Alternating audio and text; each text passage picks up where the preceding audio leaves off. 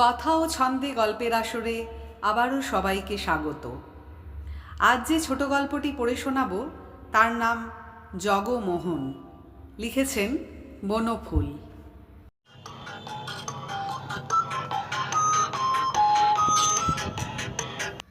বসিয়া গল্প করিতেছিলাম, জগমোহন আসিয়া প্রবেশ করিল এবং চোখের ইঙ্গিত করিয়া বলিল, বাইরে শোন। বাহিরে উঠিয়া আসিলাম। কি? কিছু নয়, একটা বিড়ি দে। বিড়ি দিলাম। জগমোহন কখনো বিড়ি কিনিয়া খায় না, চিরকাল সে পরশ্বৈপদী ধূমপান করিয়া আসিতেছে। বন্ধুবান্ধব মহলে জগমোহনকে বিড়ি দেওয়াটা একটা রেওয়াজের মতো হইয়া গিয়াছে। নাক দিয়া ধোঁয়া ছাড়িতে ছাড়িতে জগমোহন বলিল, বিপিনের আদিক্ষেতার কথা শুনেছিস? সে গোঁফ কামাতে রাজি নয়। সংবাদটা উড়াইয়া দিবার মতো নহে, কারণ বিহার বন্যায় অর্থ সাহায্য করা যে নাট্যাভিনয়ের ওপর নির্ভর করিতেছে, সেই নাটকের প্রধান নায়িকা হল বিপিন। বলিলাম, আগে তো কিছু বলেনি সে। গাছে তুলে মই কেড়ে নেওয়া বার করছি, থাম না ওর। রোষ কষায়িত নয়নে জগমোহন বিড়িতে টান দিতে লাগিল। বিপিন সমাদ্দার গত বৎসর পূজার সময়ও সীতা সাজিয়াছিল। সম্প্রতি অর্থাৎ বউ আসিবার পর হইতে সে পৌরুষকামী হইয়া উঠিয়াছে। শুনিয়াছি ডাম্বেল মুদগর সহযোগে পেশি সমূহের উন্নতি বিধান করিতেছে, গোঁফও আর কামায় না। অধিকন্তু কসমেটিক সাহায্যে গুম্ফ প্রান্তদ্বয়কে সুচল করাই বর্তমানে তাহার সাধনার বিষয় হইয়া পড়িয়াছে। মণিকাঞ্চন জাতীয় একটা শোভা সৃষ্টি করিবার অভিপ্রায়েই সম্ভবত দৈর্ঘ্যে প্রস্থে জমকালো একজোড়া জুলফিও সে রাখিয়াছে। তা রাখুক, কিন্তু জগমোহনের যুক্তি ও উক্তি সাধু ভাষায় ব্যক্ত করিলে এই দাঁড়ায়, গ্রামের মুখরক্ষা করা প্রত্যেক গ্রামবাসীরই কর্তব্য। যে করে না সে শুকর। দেশের এই দুর্দিনে থিয়েটার করিয়া কিছু অর্থ সাহায্যই যদি না করিতে পারা যায়, তাহা হইলে আর্ট চর্চার করার কোনো অর্থ হয় না। আর্ট ফর আর্টস সেক, ইহা নিতান্ত উজবুকের কথা, বাজে কথাও। জগমোহনের মুখে এসব কথা সাজে, কারণ গ্রামের জন্য জগমোহন বহু ক্ষতি স্বীকার করিয়াছে। তাহার গ্রামপ্রীতি এতই প্রবল যে গ্রামের মাইনর স্কুলটা হাই স্কুল হইল না বলিয়া সে মাইনর পর্যন্ত পড়িয়াই পড়াশোনা খতম করিয়া দিল। তাহারই লেখালেখি ও চেষ্টায় গ্রামের ডিস্ট্রিক্ট বোর্ডে রাস্তাটি হইয়াছে। সে চাঁদা সাধিয়া না বেড়াইলে বারোয়ারি মণ্ডপটি হইত কিনা সন্দেহ। গ্রামের সমস্ত বিবাহে জগমোহন বাঁধা বরযাত্রী। সে যাইবেই এবং কন্যাপক্ষের বাড়িতে গিয়া গ্রাম মহিমা অক্ষুণ্ণ রাখিবার জন্য সর্বদা উদ্যত জিহ্ব হইয়া থাকিবে। এ লইয়া বহুবার বহু স্থানে সে হাতাহাতি করিয়াছে।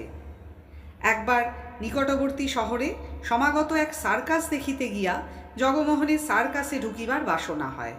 সুতরাং সার্কাসের একটি ছোকরার সহিত ভাব করিয়া সেই আশায় তাহার সহিত একটু মাখামাখি করিতেছিল। কিন্তু হঠাৎ একদিন সেই ছোকরা নাক তুলিয়া তাহাকে বলিল, সার্কাসে ঢোকা কি সোজা কথা হে? আমাদের মতো শহুরে ছেলেই হিমশিম খেয়ে গেছি। অজ পাড়াগায়ে তো কাটালে এতদিন, মুখের কথা খসালেই অমনি নিয়ে নেবে তোমাকে। এ কি চারটিখানি কথা? জগমোহন ঘৃণায় সেদিনই তাহার সঙ্গ ত্যাগ করিয়াছিল। ফিরিয়া আসিয়া বলিয়াছিল, ধর থেকে মুন্ডুটি তক্ষুনি বাছাধনের নামিয়ে দিতুম, যদি না। বলিয়া রোষ কষায়িত লোচনে সে চুপ করিয়া গেল। তাহার পর সক্ষোভে বলিল, ডিসপেপসিয়া একেবারে মনুষ্যত্বের মূলে গিয়ে কুঠারাঘাত করেছে, বুঝছ না? দাও একটা বিড়ি দাও, দেখি যদি মিত্তিরমশাইকে পগিয়ে একটা দরখাস্ত করাতে পারি। গ্রামে একটা চ্যারিটেবল ডাক্তারখানা নইলে আর চলছে না, কিনে আর কাহাতক ওষুধ খাওয়া যায়। পরদিনই সার্কাসের তাঁবুতে আগুন ধরিয়া গেল। মিত্র মহাশয়কে দিয়া দরখাস্ত লিখাইয়া চাঁদা সাধিয়া সে বহু চেষ্টায় ছোটোখাটো সরকারি ডিসপেন্সারিও একটি খাড়া করিয়াছে। চাঁদার পরিমাণ প্রথমে আশানুরূপ হয় নাই, কিন্তু জগমোহন নিজেই 200 টাকা দান করিয়া বসিল। দান করিবার অব্যবহিত বলিয়া রোষ কষায়িত নয়নে সে চুপ করিয়া গেল।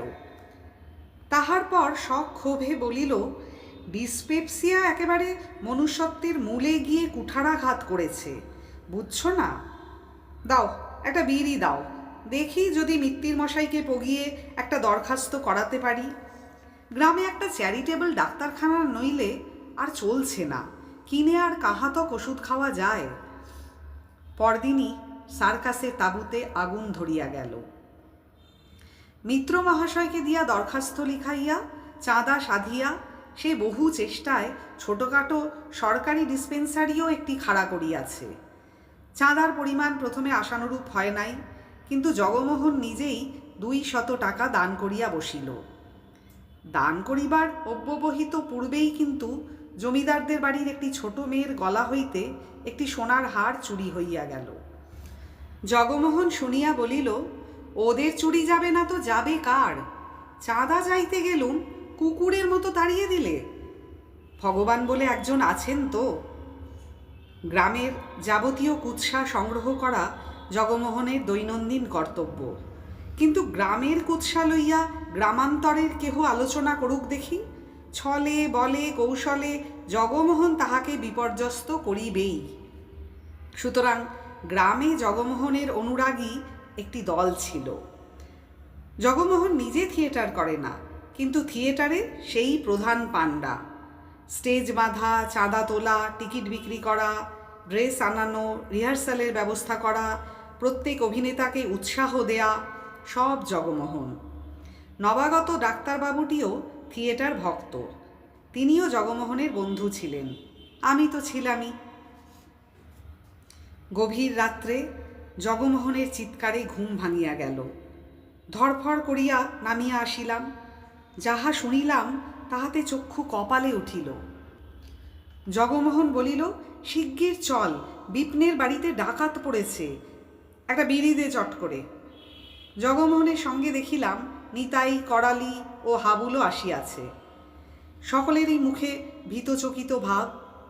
জগমোহন বলিল, তুই এদের নিয়ে এগো, আমি থানায় চললাম। বিপিনের বাড়ি গিয়া যাহা দেখিলাম তাহা সত্যই বিস্ময়কর। অজ্ঞান বিপিনের গোঁফ ও জুলফি অন্তর্হিত হইয়াছে, পরিষ্কার কামানো, বউ পাশে বসিয়া কাঁদিতেছে।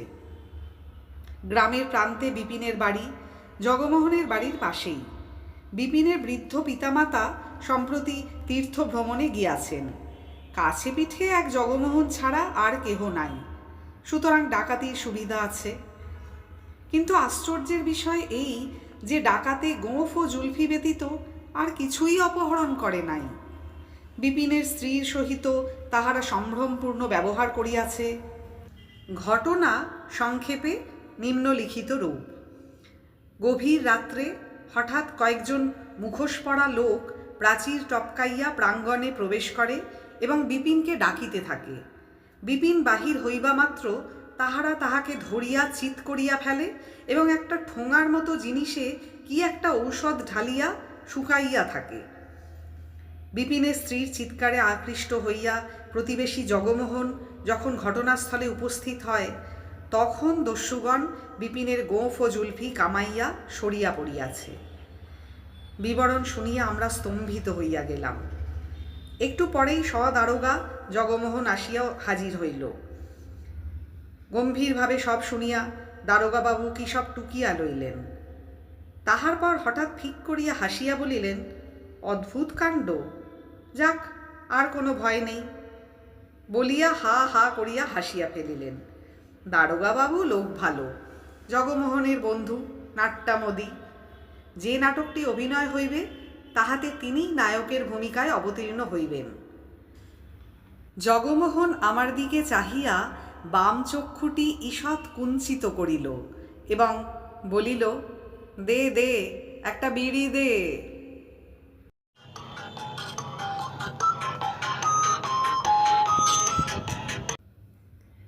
শেষ হলো আজকের গল্প। আমার গল্প পাঠ ভালো লাগলে লাইক করে প্রিয়জনদের শেয়ার করে দেবেন এবং ভিন্ন ভিন্ন স্বাদের গল্প নিয়মিত শোনার জন্য চ্যানেলটি সাবস্ক্রাইব করে সাথে থাকার অনুরোধ জানাই। খুব তাড়াতাড়ি আবার চলে আসব একটি নতুন স্বাদের গল্প নিয়ে। ততক্ষণ পর্যন্ত সবাই সুস্থ থাকুন, খুব ভালো থাকুন। ধন্যবাদ।